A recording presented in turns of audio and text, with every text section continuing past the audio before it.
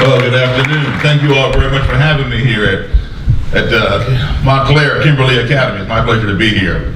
This lecture is more on communication than anything else, and the need for it today more so than any other time in our country. And I'm going to start by giving you just a little bit of background on myself. First of all, I'll be 60 years old next month, but there was a time when I was your age and even younger. And let's go back to when I was 10 years of age, 1968. I was in the 4th grade, and my family had just moved. I'm from Chicago originally, but we had just moved to a place called Belmont, Massachusetts, which is a suburb of Boston. And I was one of 2 black kids in the entire school. Myself in 4th grade, and a little girl in 2nd grade. So really, I didn't really see a whole lot of her, except for maybe at recess. Consequently, all of my friends were white, and a lot of my guy friends were members of the Cub Scouts. How many Scouts have we had here? Anybody in Scouts? A couple back there, okay. Well, they invited me to join the Cub Scouts, so I joined.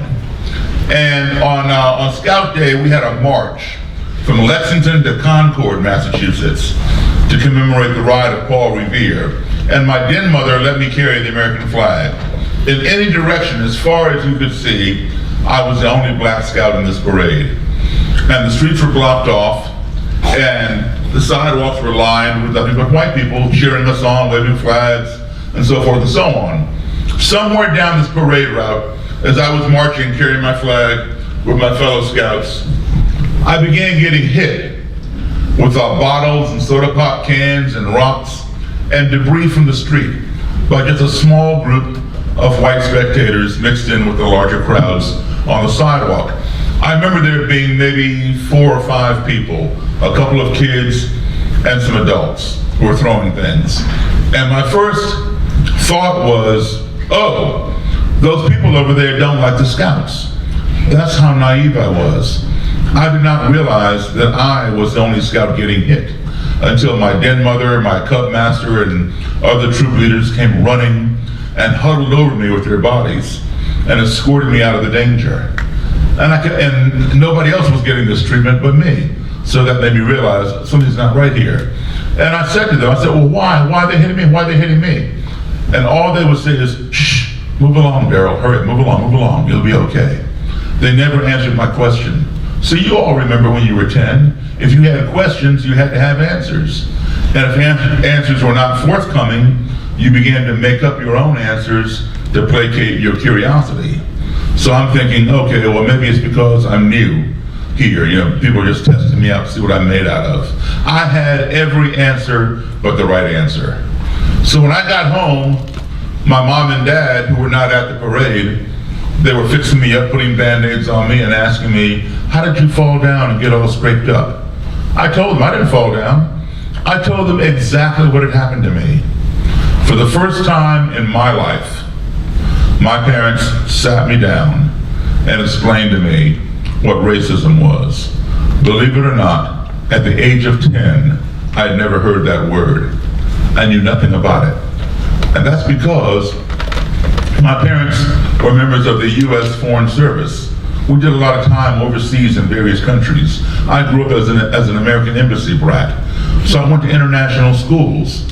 My schools overseas, when I was in elementary school back in the 1960s, my classes were filled with other kids from China, Japan, Russia, France, Germany, Sweden, Nigeria, you name it.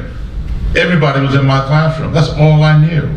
But when I would come back home, here to my own country, I would either be in an all-black school or a black and white school, depending upon whether the school was still segregated or newly integrated. And there was not the amount of diversity that we have in the classroom today. So literally, when I was overseas, I was living about 12 years into the future because that scenario had yet to come here to our country. So I was not accustomed to it. So I had no idea what my parents were talking about. And I'm an only child. So whenever I had a problem or a question, I'd go to my parents. And they would either answer it for me or solve the problem, or give me the tools by which I could derive the answer or come up with a solution myself. My parents had never lied to me. They always told me the truth. But on this day, in 1968, I was convinced they were lying to me. Because my 10-year-old head could not get around the idea that someone who had never laid eyes on me, had never spoken to me, who knew absolutely nothing about me, would want to inflict pain upon me for no other reason than this, the color of my skin. It made no sense. And those white people, kids and adults, whoever they were, did not look any different to me than my white friends overseas. Whether they were my little French friends or German friends or my fellow Americans from the embassy, or for that matter, my kids right here in Belmont, Massachusetts, and their parents who treated me rather well. So my parents were making this up because people don't do things like that. I did not believe them. I thought they were lying. Well, less than a month and a half later, that same year, on April 4th, 1968, Martin Luther King was assassinated. And I remember it very well. Every major city in this country, right here, Newark, New Jersey, New York, next door, Washington, D.C., my hometown, near Chicago, nearby Boston, which is near Belmont, Philadelphia, Detroit, Los Angeles, Baltimore, all burned to the ground with violence, rioting, looting. And you people are old enough to remember the riots you saw in the past couple years in Baltimore and Ferguson, Missouri. What you saw on TV a couple years ago was Mickey Mouse compared to what happened in 1968. And I'll never forget that. It was then that I realized that some people do have an issue with color. I didn't know why, but I realized at that point that my parents had not lied to me, that this thing called racism does exist. So I formed a question in my mind. That question was, at that age, how can you hate me when you don't even know me? And for the next 50 years, I've been looking for the answer. So as a teenager, when I became a teenager, I began buying every book I could find on black supremacy, white supremacy, anti-Semitism, the Ku Klux Klan, the Nazis in Germany, the neo-Nazis over here, trying to find out, where does that ideology come from? Where does that supremacy thing come from? I know you're not born with it, so where does it come from? Where is it going? How can it be addressed? None of my books gave me the answer, and I still have a wide selection and library of this stuff. So, lo and behold, I go to college, I major in music, got my degree in music, and I go on to make my living, as I do today, as a professional musician, traveling all over this country and around the world. And still, while music was is my profession, studying race relations has become my obsession. So one day, I was in a bar. I had just joined a country band, and I was the only black guy in the band, only black guy in this bar. This bar was called the Silver Dollar Lounge. It was in a town called Frederick, Maryland, about 35, 40 miles outside of Washington, D.C. Now, the Silver Dollar Lounge was an all-white bar. And when I say all-white, I don't mean that black people could not go in there. What I mean is that black people did not go in there, and that was their own choice, because they were not welcome there. So it was a good choice on their part. Well, here I was in the Silver Dollar Lounge. Now, I'd never been in there before. The band that I had joined had been in there plenty of times. So I was the only black guy in the band, only black guy in this bar. And when we finished the first set, I came off the bandstand, off the stage. I'm walking across the dance floor to go sit at a table with some of the other band members. And a white gentleman, probably in his mid to late 40s, came up behind me and put his arm around my shoulder. And I stopped and turned around to see who was touching me. And he says, "Man, I really like your all's music." I said, "Thank you, I appreciate that." And I shook his hand. And then he says to me, he points at the bandstand and says, "I've seen this here band before, but I ain't never seen you before. Where'd you come from?" And I explained, well, yes, you probably did see the band before because they had played here before, but this is my first time here. I had just joined the band. And he says, "Well, man, I really like your piano playing. This is the first time I ever heard a black man play piano like Jerry Lee Lewis." And I realize some of you young people out here may not know who Jerry Lee Lewis is. Anybody know who Jerry Lee Lewis is? The older people and a couple young people. Okay, well, he would be what you all would consider an oldie but a goodie. And he was there in the beginning of rock and roll. Rock and roll was created by people like Chuck Berry and Little Richard and Fats Domino and Bo Diddley. And then it was popularized by some of their contemporaries like Jerry Lee Lewis, Bill Haley and the Comets, Carl Perkins, Buddy Holly, and of course the late great Elvis Presley. So anyway, I was surprised. I was not offended when he said that. Jerry Lee is a white rock and roll piano player. And his style, was, if you don't know Jerry Lee Lewis, you probably know some songs you heard on the oldie station, or maybe your parents or grandparents, something called Goodness Gracious, Great Balls of Fire, or A Whole Lot of Shaking Going On. If you think about those songs and all that rollicking piano, that's Jerry Lee. All right, anyway, I was not offended, but I was kind of surprised that this gentleman did not know the origin of Jerry Lee's music. So I said to him, well, where do you think Jerry Lee Lewis learned how to play? He looked at me and said, what are you talking about? I said, well, Jerry Lee learned that style from the same place I did, from black, blues, and boogie-woogie piano players. That's where rock and roll and rockabilly came from. Oh, no, Jerry Lee invented that. I never heard no black man play piano like that, except for you. Well, I assured him that that's where it came from. Well, he didn't buy it. I told the man, look, man, I know Jerry Lee Lewis personally. He's a very good friend of mine. I've known him since I was 13 years old. He's told me himself that he learned to play from black boogie-woogie piano players. The guy didn't buy it. But he was fascinated with me and wanted to buy me a drink. Now, I don't drink alcohol, but I agreed to go back to his table and have a cranberry juice. I went back there, and the waitress, he paid for my drink. He took his glass and he clinked my glass and cheered me. And then he says, this is the first time I ever sat down and had a drink with a black man. Now I'm thinking, what on earth is going on here? This guy's having a night of firsts here. So innocently, I asked him, I said, why? And he stared at the tabletop. He had a friend sitting next to him. I asked him again, why? His friend said, tell him. I said, tell me. He looked back at me just as plain as day, and he said, I'm a member of the Ku Klux Klan. Well, I burst out laughing, because now I did not believe him. Why would a Klansman put his arm around me, praise my piano playing, want to buy me a drink and hang out, at his table? It does not work that way, trust me. So I did not believe him. I'm laughing at him. Well, he goes inside his pocket, pulls out his wallet, and hands me his Klan card. I look at this thing. I recognize the Ku Klux Klan insignia, which is a red circle with a white cross and a red blood drop in the center. I'm like, whoa, this thing is for real. So I stopped laughing, and I gave it back to him. And we talked about the Klan and some other things.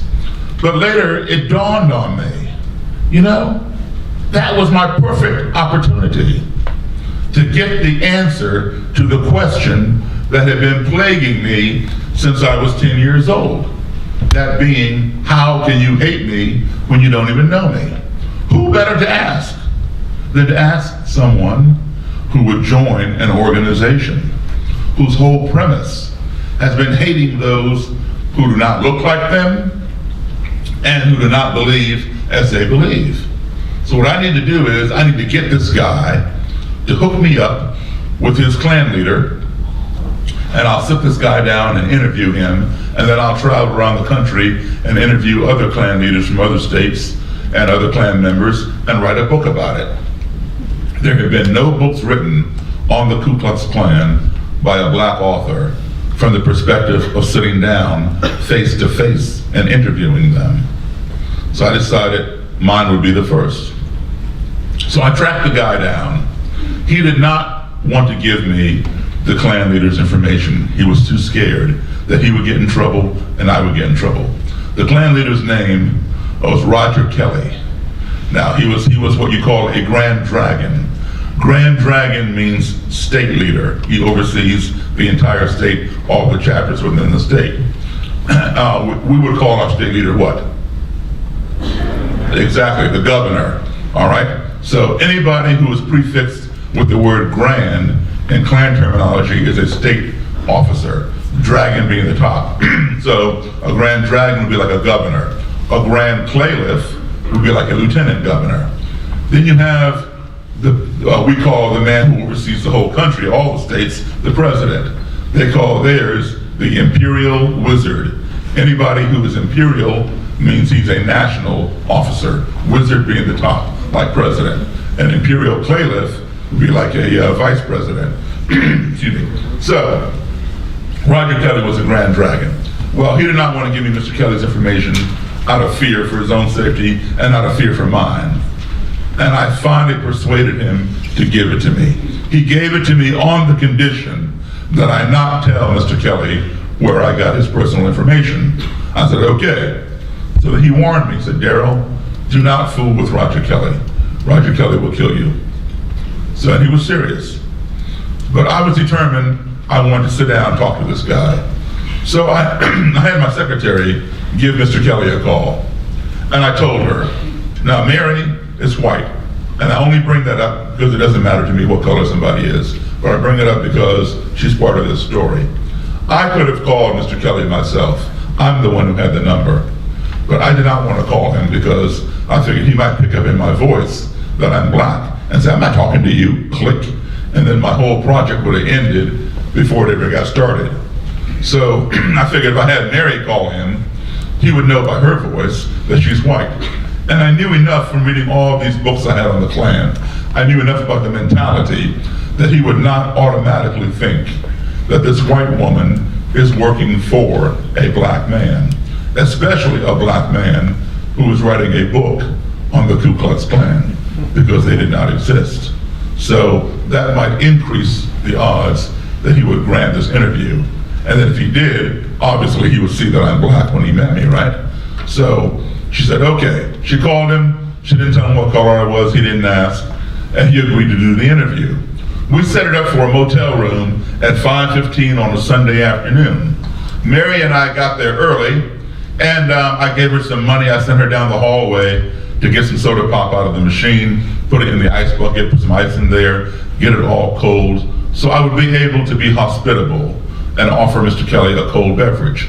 I had no idea what this man was going to do when he came to my motel room and saw me. Would he attack me?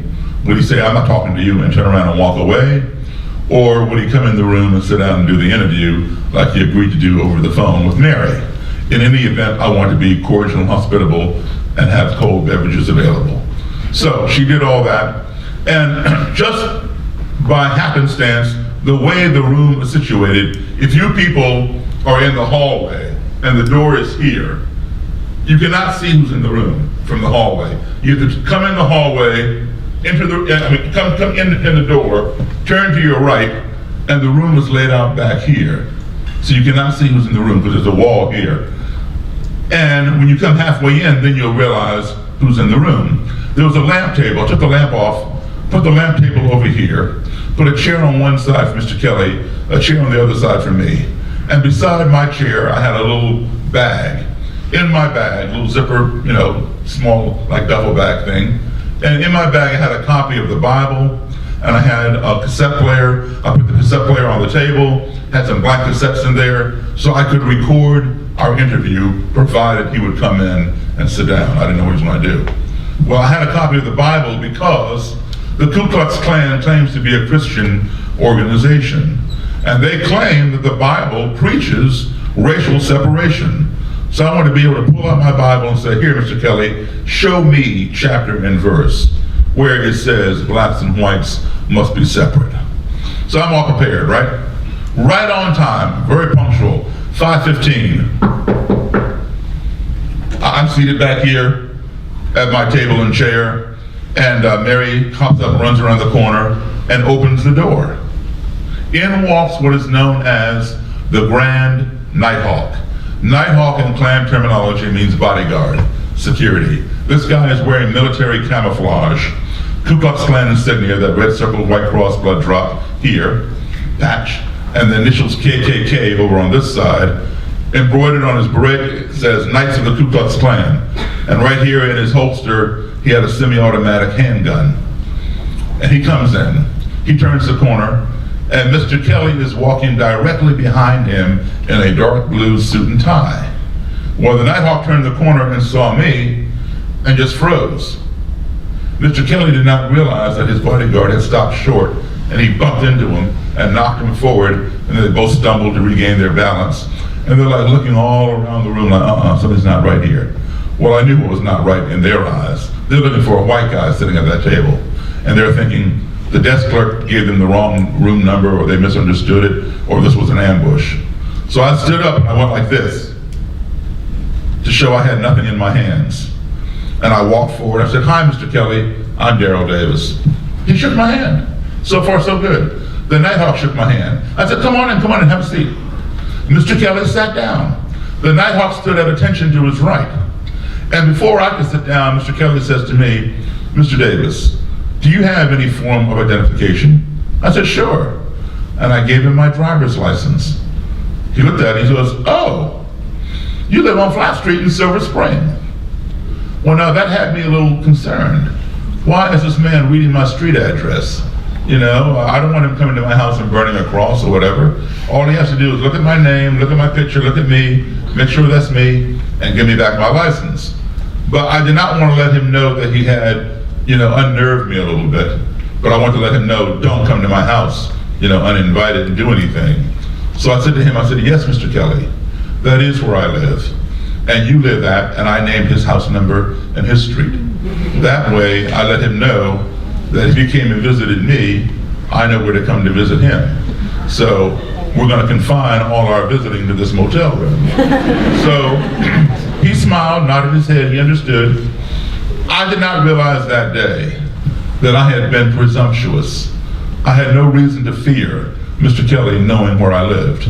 It turned out, I found out many months later, one of his Klan members lived right down the road from my house. I didn't know that. And Mr. Kelly would have to travel down my street to get to that guy's house. So he just recognized the street, that's all. It was pure coincidence. But I had no way of knowing that particular day. Today, that same Klan member sits in a federal prison in the state of Maine for committing a hate crime, and he will be there for a long time. So anyway, we got on with this interview. Mr. Kelly let me know that he did not like me. I was inferior. Black people have smaller brains than white people, and black people are lazy, and we sell drugs, and we do this, and we do that. All these different stereotypes. And I'm just sitting there listening to him, because I'm trying to understand, how can you hate me when you don't even know me? And I knew that my brain was no smaller than his. I knew I never sold drugs in my life, and I'm not lazy. So I'm just listening to all this stuff come out. But whenever he would make a reference to the Bible, which I would think was questionable, not true, I reached down into my bag and pull out the Bible and say, "Here, Mr. Kelly, show me chapter and verse where it says whatever you're trying to convince me of." Or if my cassette player ran out of tape, I'd reach down and get a fresh cassette. Well, every time I reached down like this, the Nighthawk would reach up like this. And after a while, he realized there was no threat in the bag, and he relaxed, and I went in and out of the bag, no problem. But maybe just over an hour into this interview, there was a strange noise in the room, and we all jumped. And I flew up out of my chair, and I hit the table. I knew that Mr. Kelly had made this noise. I didn't know what the noise was. I couldn't figure it out, because I don't recall ever having heard a noise like that. So I perceived it to be a threatening noise, an ominous noise. And I'm thinking in my mind is racing at 100 miles an hour. What did I just do? What did I just say to cause him to go off and make some weird noise? And in the back of my head, I could hear that other guy telling me, "Daryl, do not fool with Roger Kelly, he'll kill you." And I come up out of my chair and I hit the table because I had gone into what you call survival mode. I was fearing for my life. And when you go into, when anybody goes into survival mode, they will do one of three things. Some people will just tense up and shake. And you can take a hammer or whatever, brick, and hit them on the head, and they will not be blocking the blows. They'll just be like this. That is called paralysis by fear. They are so scared they become immobilized and they cannot move. They just tense up. I don't do that. The second thing people will do, which is the best option, is to run away as fast as you can, put as much distance between yourself and the source of your fear. Okay? However, you cannot outrun a bullet in a motel room, so that's not an option. The third thing is a preemptive strike. You get them before they get you. So I had come up, I was ready to dive across the table and grab Mr. Kelly and grab the Nighthawk and slam them both down to the ground and take away the Nighthawk's gun. For all I knew, I did not know whether Mr. Kelly had a weapon or not. He may have had one under his coat, I did not know. But I was going to take him down too, just to be sure. But I knew the Nighthawk had one because I could see it.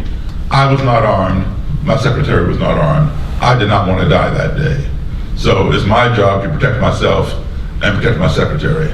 Well, when I hit the table, my eyes locked with Roger Kelly's eyes. I didn't say a word, but I knew that he could read my eyes. My eyes were speaking loud and clear. In fact, my eyes were shouting so loud he could hear my eyes. My eyes were saying to him, "What did you just do?"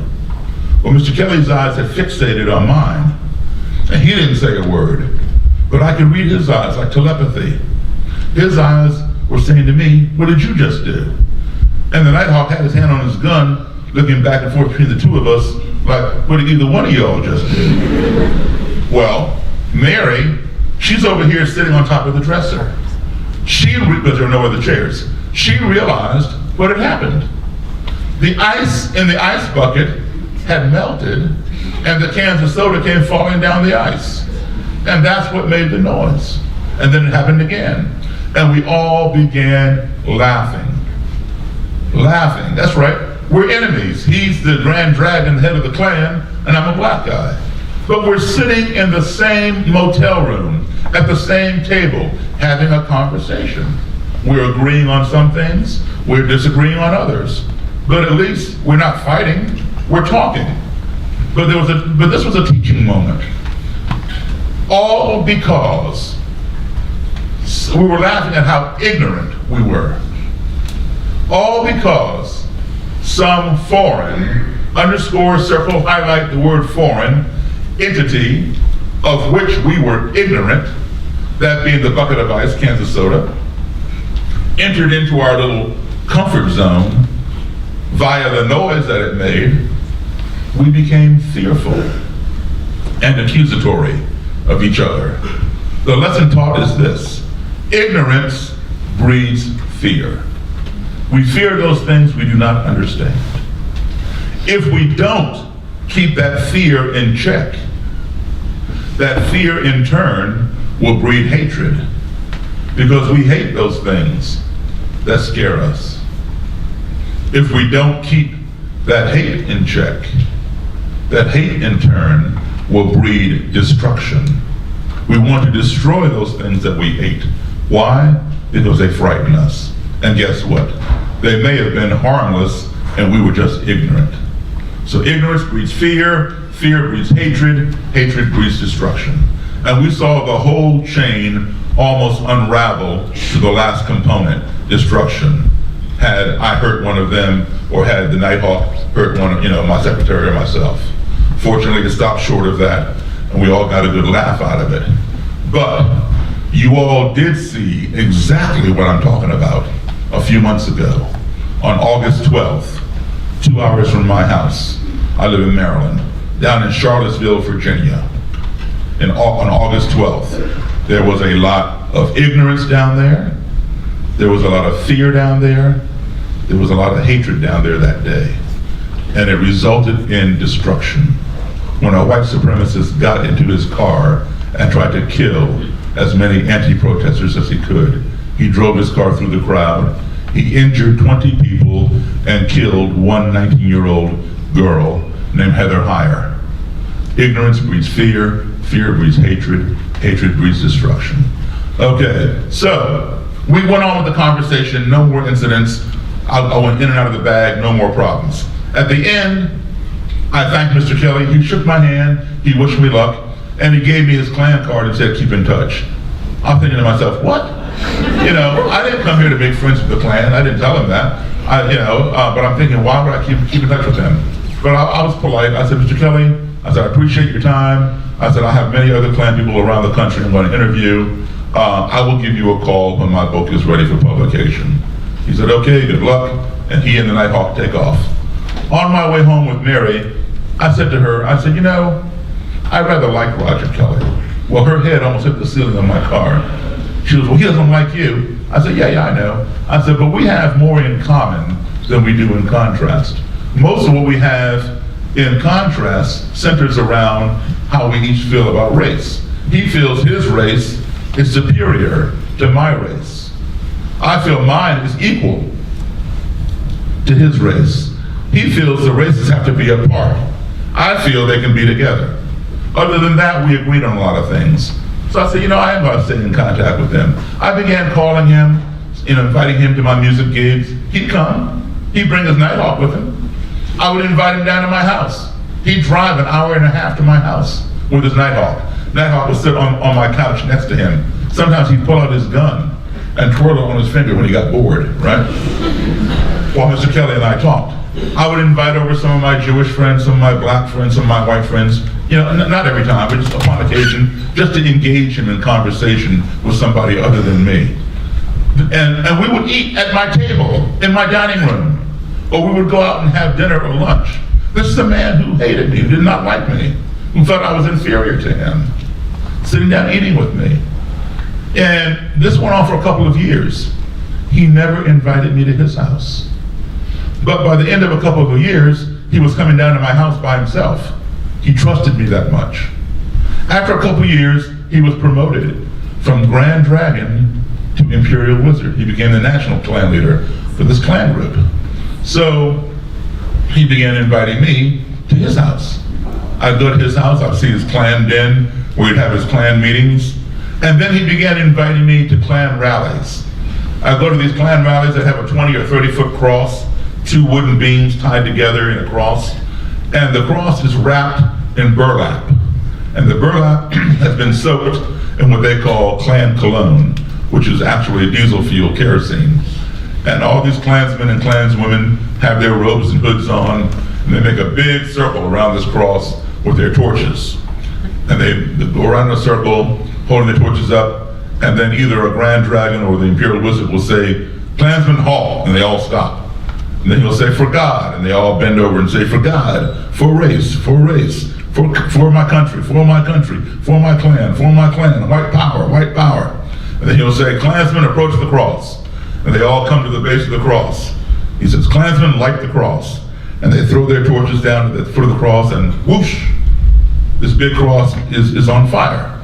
And they give a lot of lectures and things like that. So I take some pictures, I take some notes from my book, and then that's it. Well, this went on for a while. CNN knew who I was through music. They knew who the Klan was. They knew who Roger Kelly was through the Klan, and they'd gotten wind of this black musician, going to these Klan rallies. So they wanted to do a story. So I said, yeah, that'd be fine. And they said, well, when's the next time you're going to a rally? I said, I'll let you know. So I called them, and I said, okay, I'm going to a rally on Saturday, whatever the date was that particular summer. And they said, okay, are you performing anywhere Friday night? I said, yeah. So they came to the club where I was playing. They filmed my band so they could show, what I normally do for a living. And the next day CNN came to my house, and they followed me 2 hours up the road to this Klan rally. And they said, do you think Roger Kelly will even talk to us? I said, I'll do better than that. When the rally is over, I'll get Roger Kelly, the Imperial Wizard, to come back to my house. That's 2 hours out of his way. And you can interview the head of the Klan inside a black man's house. I said, oh, okay. So when they filmed, when the rally was over, I told Mr. Kelly what was up. He said, yeah, that's fine. He drove 2 hours out of his way by himself, no Nighthawk, to my house. He sat in my basement and interviewed with CNN. And this clip was shown every hour for 24 hours all over the world. I want to show it to you now, but I want you to pay particular attention to what Roger Kelly says. He says, even though he and I would do different things together, it did not change his views on the Klan, because his views on the Klan had been cemented in his mind for years. And then he goes on to say how he believes in separation of the races, because he finds that to be in the best interest of all races. But also listen to what he says towards the end of the clip about respect. And then hear what the two CNN news desk anchor people have to say. Okay, we can roll it.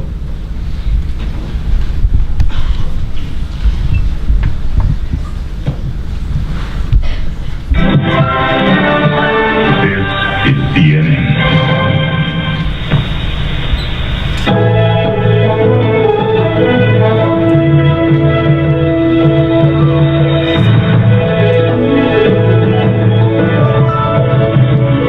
Welcome to this final hour of CNN Sunday Morning. I'm Bob Kane, and today for Miles O'Brien. Good morning to you all. I'm Joey Shad. Friendship can transcend all kinds of boundaries. Just look at us. And two men in the Washington area are showing that even an African-American man and a member of the Ku Klux Klan can find common ground. CNN's Carl Rochelle reports. Daryl Davis plays a hot piano. It's part of the show, and it makes him stand out. He also stands out here. Davis is one of the few African Americans you will ever find attending a KKK rally. More than attending, he is welcome. I got more respect for that black man than I do you white niggers out there. It's been a tough day for the Klan. Their Maryland rally found many local residents rejecting the message of white separatism. After it's over, Daryl Davis hangs around backstage with his friend, Klan wizard Roger Kelly. It's not unusual for blacks and whites to be friends, but it is unusual to find a black man and a Klan leader chatting pleasantly over an orange soda after a Klan rally. The relationship started over a book Davis was writing. His secretary set up an interview with Roger Kelly, but didn't tell him Davis was black. They talked and talked some more. Davis learning about the Klan, Kelly learning about Davis. We get to know one another, we do different things, you know. It hasn't changed my views about the Klan, you know, because my views on the Klan's been pretty much cemented in my mind for years. Kelly and his Klan friends go to hear Davis and his band.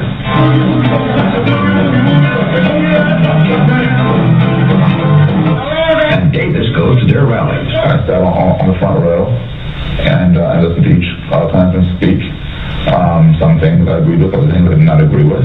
Davis thinks that his presence promotes badly needed understanding. Hate stems, I believe, from fear of the unknown, and I think this is all across the board, regardless of whether it's the Klansmen or anything else. But he has no illusions about the Klan. If he did, his friend would be quick to disabuse them. I believe in separation of the races. I believe that's in the best interest of all races. Does he really? Or has friendship transcended the color barrier? Listen to Kelly at a Klan rally. I'm a far ugly in the hell, man, because I believe in what he stands for and he believes in what I stand for. A lot of times we don't agree with everything, but at least he respects me to sit down and listen to me. And I respect him to sit down and listen to him. The strange relationship of a KKK wizard and his black buddy. In Washington, I'm Carl Rochelle, CNN Sunday Morning. Strange. Good adjective, strange. Certainly that. Okay, that's the clip. Now, you heard Mr. Kelly say that even though he and I would do different things together, it did not change his views on the Klan. Because his views on the Klan had been what? Cemented in his mind for years. And he went on to say how he believes in separation of the races, because he finds that to be in the best interest of all races. But he said something very interesting towards the end there. The imperial wizard, the national head of the Klan, said that he respected me. I'm his enemy. What's that all about? Because we may not agree on everything, but at least he respects me to sit down and listen to me, and I respect him to sit down and listen to him. Those are his words. Very important, folks. If you don't take anything else away from this lecture, take that home with you and apply it in your normal everyday situations. If you have an adversary, somebody with an opposing point of view, it doesn't have to be about race. Let's take race off the table. It could be any other hot topic out here. Abortion, the war in the Middle East, the current presidency, global warming, nuclear weapons, whatever is controversial. You're on one side, somebody else is on the other side. Give your adversary, your opponent, a platform. Allow them to air their point of view. And sit back and listen to them. If you agree with them, fine, no problem. If you don't agree with them, that's fine too, still no problem. You challenge them, but you don't do it violently. You don't do it rudely. You say, look, I need more clarification. Give me more explanation as to why you think I need to believe that way. And they'll give you more. When you do things like that, there is an excellent chance that they will reciprocate and give you a platform to present your point of view. You make sure you've done your homework so you can present your point of view in an intelligent and influential manner. Because at the end of the day, you each have to think about what the other person said. And if somebody says something to you that creates a spark that goes against what you have believed from day one to however old you may be, and you think, she does have a point there, you might begin leaning in that direction. Because nobody wants to be wrong, we all want to be right. You have people who are ignorant, you have people who are stupid. And some people define ignorance and stupidity as being synonymous. I don't. For me, an ignorant person is someone who makes the wrong decision or a bad choice because he or she does not have the facts to make the right choice or the correct decision.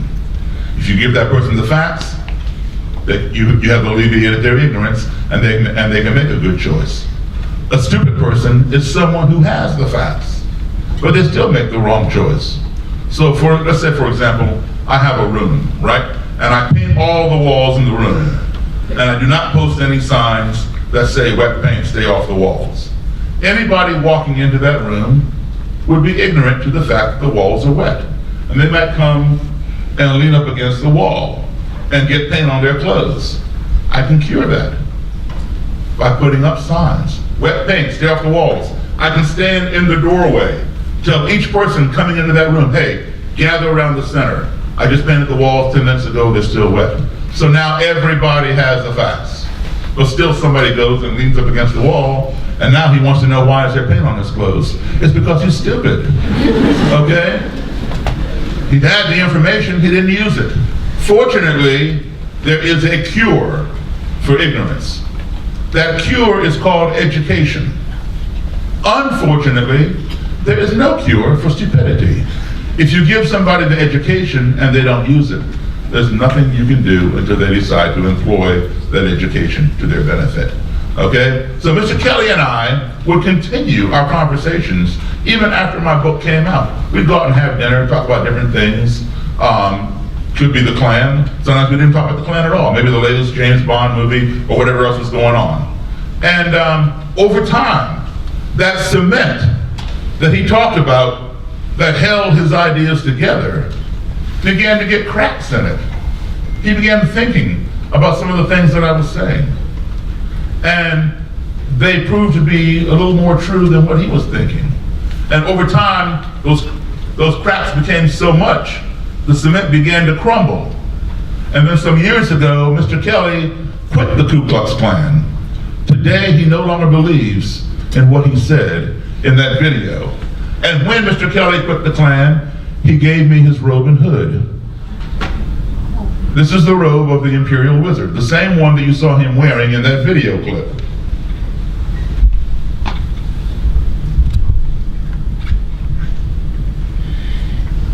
This is the symbol that all Klan members use. It's called a blood drop emblem or a maillot. Red circle, white cross, and blood drop emblem in the middle here. And this here is what's called the hood or the helmet, either name. This is the hood or the helmet, and this right here is the mask. Members who want anonymity, they don't want you to know who they are, they wear this mask and they peep at you through these eyelets. So they see you, but you don't see them. The mask has 3 snaps or Velcro. If they don't care that their identity is known, they just unsnap the mask or pull off the Velcro and their face is exposed under the hood. And you saw both types in that clip from CNN. People with their faces covered, people with their faces exposed. Now, I did not get this by beating it out of Mr. Kelly or yelling and screaming at him, or being forceful. What I see too much today is this. people talk about each other, or they talk at each other, or they talk past each other. What I prefer to do is to sit down and talk with each other. When you talk with each other, you are exchanging information. Because while you are actively learning about someone else, at the same time, you are passively teaching them about yourself. So you always want to be transparent, you always want to be credible. Because your credibility is your largest and biggest and most valuable asset. If people feel they can't trust you, you've lost, right from there, okay? So you're always selling your credibility. As soon as you're credible in their eyes, their guard is down and they begin to absorb whatever it is you're trying to impart to them. So I have about 44 or 45 of these robes and hoods and a ton of other stuff at home from different Klan people who have active Klan members who have quit just from having conversations with me. It doesn't happen overnight. It happens over time. A seed is planted and it gets nurtured and they began thinking. Because just like he said, that cement was in there for many years. So you don't just change that, overnight when you built it up for many years. It may take a while for it to change. But the point is this, I'm just a rock and roll piano player. I'm not a sociologist or a psychologist. If I can sit down and talk with people and walk away with things like that, anybody in here can do that. That's why you're here in school. You're here in school to educate yourselves. You all will go to college and further your education. You take that knowledge that you get from your teachers and you apply it in society. That's how you navigate through society. By the time you all, society is rapidly changing. And by the time you all graduate college, it will have changed a lot more. So the more you know, the better you will be able to navigate through society. And one of the big things is this, listening to each other, even to your opponents. Don't shut them out. Like Mr. Kelly said, he respected me. Understand something? I did not respect what Roger Kelly had to say. I'm not a supremacist, I'm not a separatist, I'm not a racist. I did not respect what he had to say, but I respected his right to say it. You understand the difference? And that's very important. Listening is very important. If you're confident in yourself, you should have no fear of sitting down and listening to someone who has the opposite view, okay? And share your view. This is how people learn about each other and learn about themselves. And that's how I acquire these things. It bothers me a great deal as an American that we call ourselves the greatest nation on the face of this earth. Don't get me wrong, I'm patriotic, I love my country. But I do have a problem with that statement. Perhaps technologically we are the greatest. We put a man on the moon. We invented that technology. And while Neil Armstrong was up there walking around on the moon, talking about one small step for man and one giant leap for mankind, we could talk to him live all the way from Earth to the moon via satellite radio phone. We invented that technology. Everybody in here has a cell phone. Everybody in here has email. Hit a few numbers, hit a few words, hit send, and you're talking to people right next door in New York, California, Australia, Africa, China, wherever you want to talk. How is it that we as Americans can talk to people as far away as the moon or anywhere on this planet, but some of us have difficulty talking to the person right next door or across the street because he or she is a different color, a different ethnicity, a different religion, a different persuasion, a different whatever.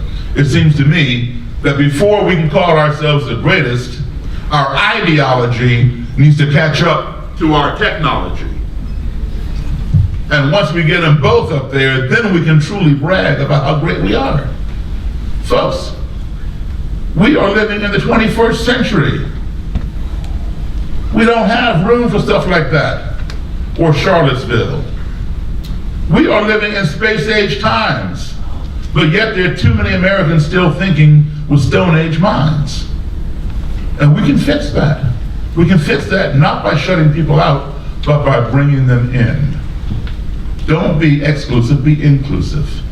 And listen to each other and talk with each other. I'm gonna take some questions here in a second. I'm gonna play a song for you all on the piano. I don't recall what song I was playing back when that Klansman approached me and compared me with Jerry Lee Lewis, but I do remember the style, and I will demonstrate it for you right now. This is a style known as boogie-woogie, rock and roll. This is what I would play behind the man. I played with him for 32 years, the man who invented rock and roll, the great Chuck Berry, who passed away last year. Without Chuck Berry, you wouldn't have people like Elvis Presley, the Beatles, the Rolling Stones, Led Zeppelin, Van Halen, whoever you all listen to, any rock artist. He's the man who invented rock and roll. So this is the style that the man compared. This is the style that Jerry Lee Lewis would play, and what I would also play behind Chuck.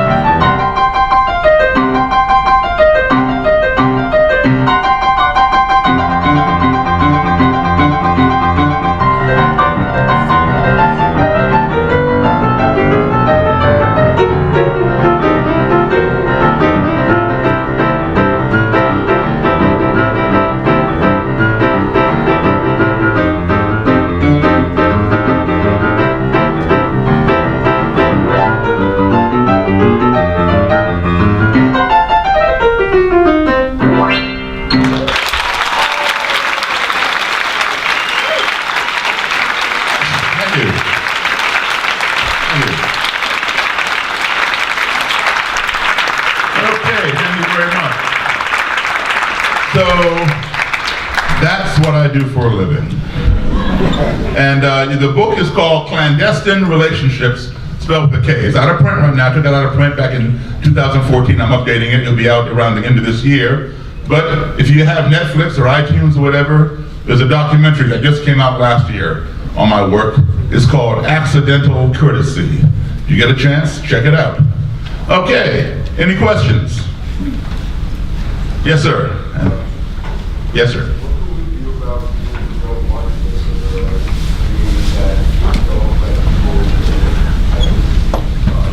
Okay, the question was, what can we do about people who don't want to listen, and who have different views, and just don't want to hear your opinion?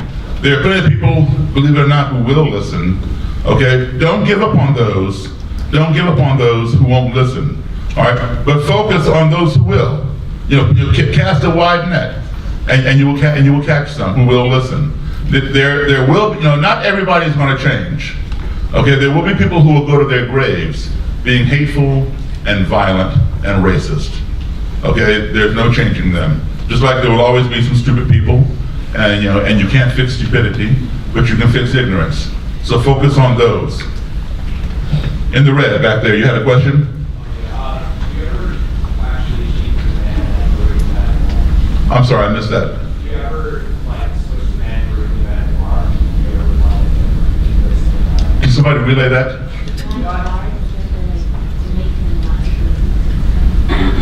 Ever make it? Oh, the guy in the bar? Yes. Yeah. I have his robe at home. Yeah. Yes, ma'am.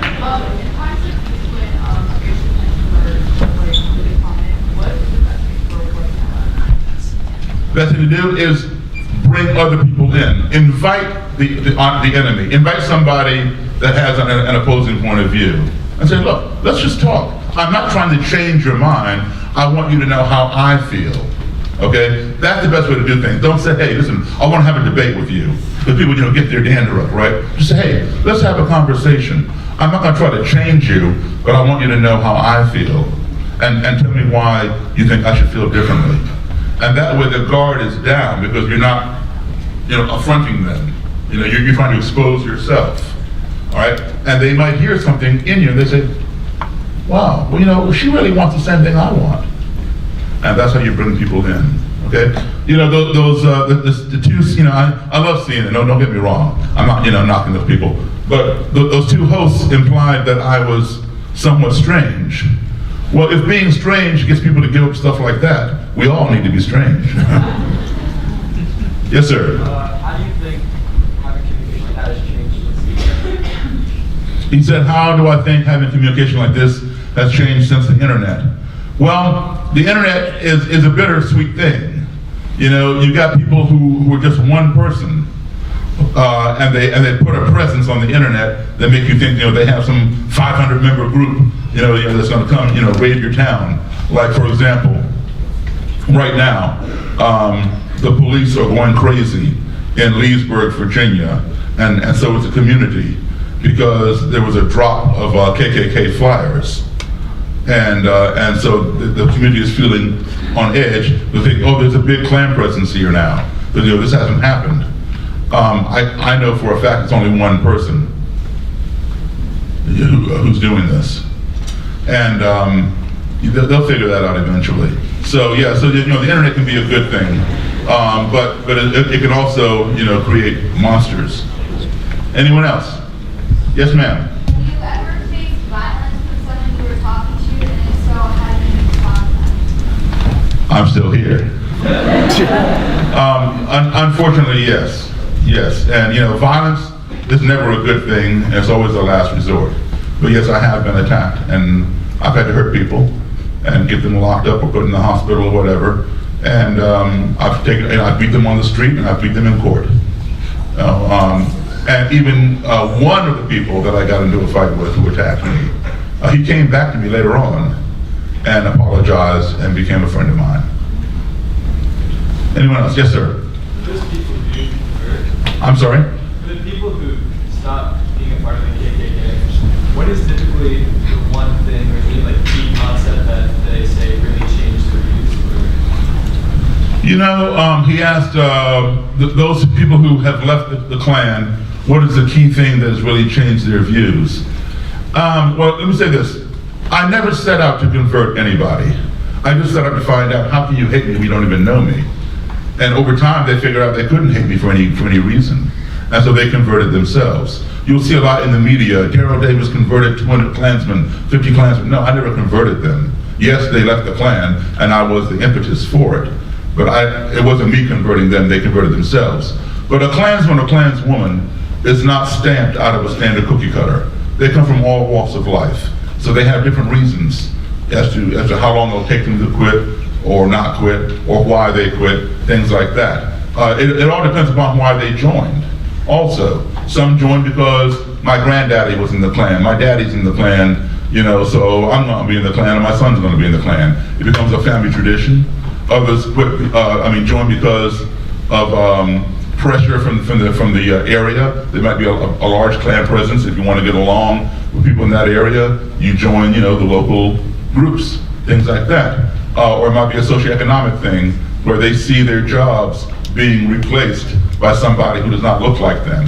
And now they've been laid off. The job is still there, but they've been laid off, and somebody who may have a darker complexion from them is working in their job, probably for less money, but they don't have the money to put their food on the table or feed their family or clothe their family. So the Klan will come in and said, look, you're out of work. The blacks have the NAACP, the Jews have the ADL. Nobody's standing up for the white man with the Klan. Come join us, we'll get your job back. And these are people who never had a racist bone in their life. But they began thinking, well, you know what, maybe they got a point there. I'm out of work and, here, sign me up, this is what it's all about. So, people who don't have a long history, they can move out a lot faster than those who've been entrenched in it. And don't think that, you watch Jerry Springer and you see a bunch of these Klan people on there, and I know quite a few of those too, who go on there and they throw chairs around and they're third grade dropouts. Yes, that they do have a lot of that in the Klan, but they go all the way from third grade dropout to President of the United States. President Warren G. Harding was sworn into the Ku Klux Klan in the green room of the White House. President Harry Truman, before he became president, had joined the Klan for a very short time. He didn't like it, he got out. Calvin Coolidge, Supreme Court Justice Hugo Black was in the Klan. He had to leave the Klan in order to be on the Supreme Court. Senator Robert Byrd, who just died a couple of years ago, was the oldest living senator there for a while from West Virginia. He was a Klansman in the 1940s. So it goes from all ranges of intelligence, all socioeconomic positions. Sorry, follow-up question. What was the name of the song that you just played? I just made it up. but the style was called Boogie-woogie. Yeah. So improvisation. Yes, ma'am.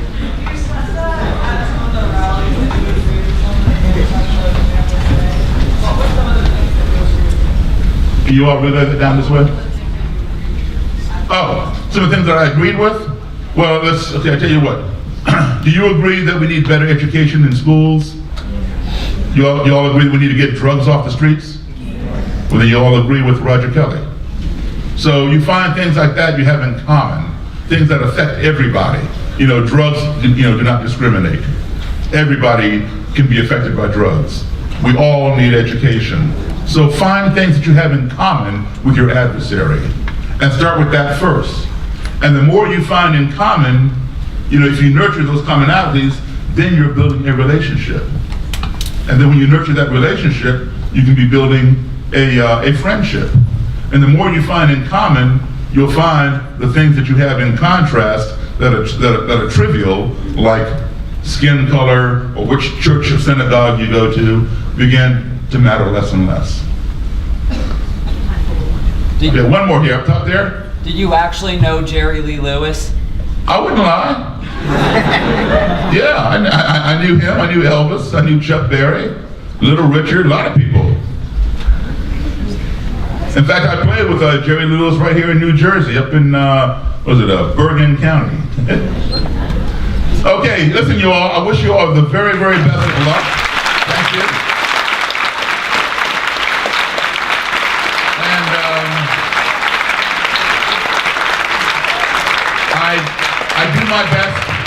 I do my best to answer all my emails. My website is Daryl, D-A-R-Y-L, only one R, DarylDavis.com. My email is Daryl@DarylDavis.com. Good luck, y'all. Thank you.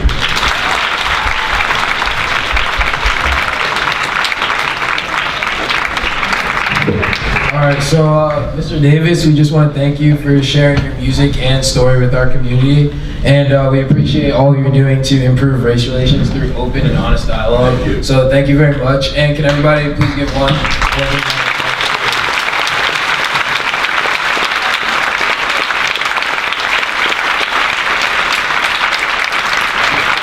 Thank you guys, and you're dismissed.